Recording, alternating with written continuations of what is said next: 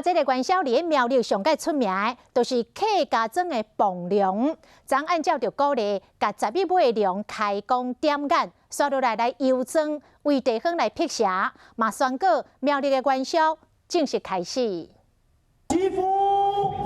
苗栗磅龙队举行开工点眼仪式，点右眼，点完点耳啊，点右耳。 良心嘛用朱砂笔点过，全程依照鼓励，点眼嘛代表注入心灵之气。龙背动起来！仪式完成后，11尾上龙龙队就开始顺游各庄里，代表为地方祭界。过龙门，过龙门。苗栗客家重要的元宵庆典就是磅龙。